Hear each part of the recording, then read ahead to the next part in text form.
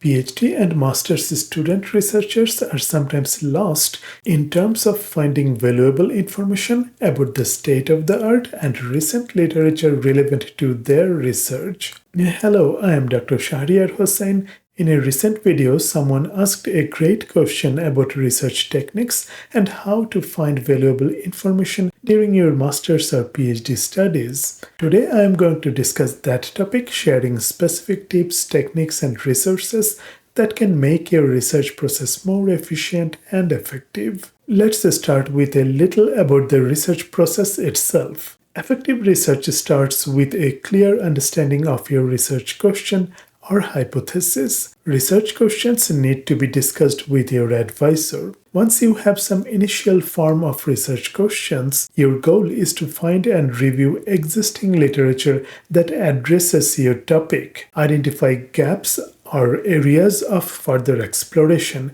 and build a strong foundation for your own work. Then refine your research questions again, especially to narrow it down. Coming up with solid research questions is not easy. It needs refinement and close collaboration with your advisor. Okay, that is the starting point. Let's discuss some essential research techniques that can help you gather valuable information. The first item is literature reviews. Conducting a comprehensive literature review is the backbone of any good research project. Start by reading review papers that summarize the state of the art in your field. This will give you a broad overview of the key topics, trends, and challenges. I'll soon tell you where to go to find literature. The second item is citation tracking. Use citation tracking to follow the trail of influential papers. Start with a highly cited paper in your area and look at the papers that have cited this paper. This technique helps you discover more recent research building on foundational work. The third item is keyword search. Use specific and relevant keywords when searching databases. Experiment with different combinations of terms to assure you capture all relevant literature. I'll give you the names of the databases soon. The fourth item, keeping up with trends. Set up alerts on Google Scholar to receive notifications when new papers are published on your topic of interest. This keeps you updated on the latest research. Now let's talk about online libraries and databases. That is where to find the most valuable research materials. Let us start with the research material databases that your university already has. It is highly likely that your university already purchased subscriptions from important digital libraries such as IEEE Xplore, ACM Digital Library, and JSTOR. IEEE Xplore is essential for students in engineering, computer science, and related fields. It provides access to a vast collection of journals and conference proceedings. ACM Digital Library is another key resource for computer science students. It includes a comprehensive collection of journals, conference proceedings, and magazines.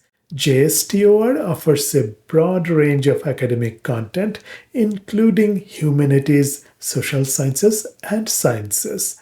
It's great for interdisciplinary research. How do you know which database your university has access to? Go to your university's library website. On that page, there should be something like online databases, or databases or digital libraries where you will be able to see the names of those resources. Using those links, you can go to IEEE Xplore, ACM Digital Library, or any of the databases your university has access to.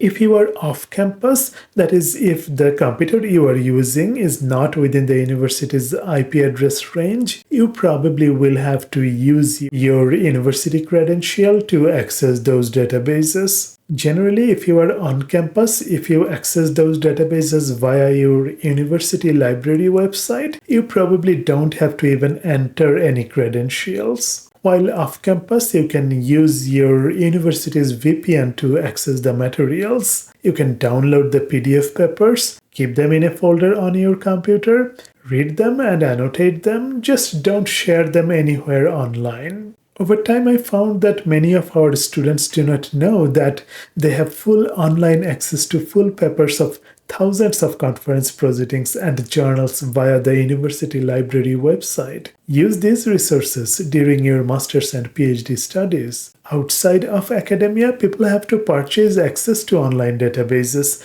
which can be quite expensive. Now, let me tell you about some other resources that are not via your university. Number one, Google Scholar, a free and powerful tool for searching scholarly literature across many disciplines. It also offers citation tracking and the ability to set up alerts for specific topics. From Google Scholar, you can try to figure out if the papers are publicly available online. Number two, PubMed.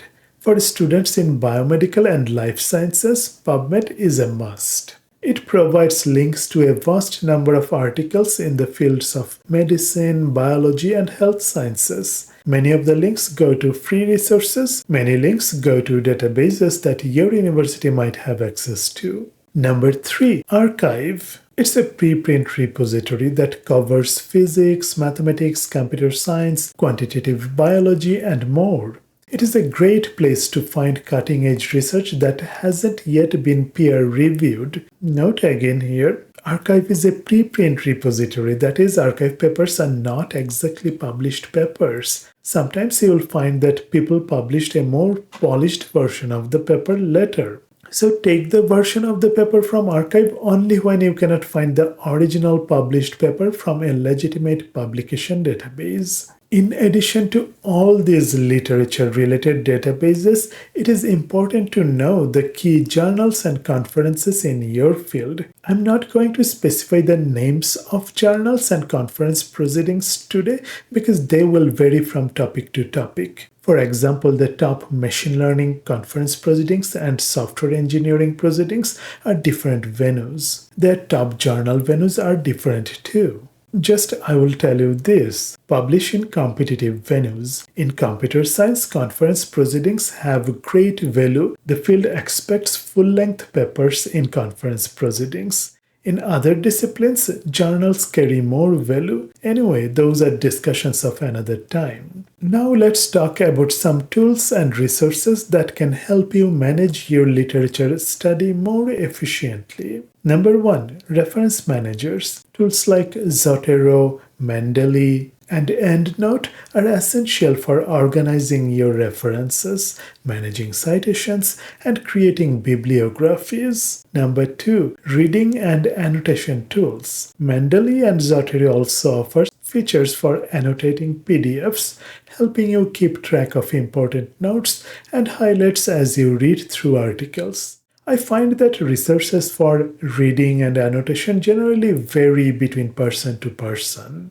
Some like to print the paper for a thorough read, some like to annotate using a tablet, some use a computer to highlight and take notes using a different software. Number three, paper writing tools. I write papers in LaTeX and my students too. Overleaf has been a tremendous help in collaborative writing. It is for LaTeX users. Ask your advisor what you should use to write papers, LaTeX or Word.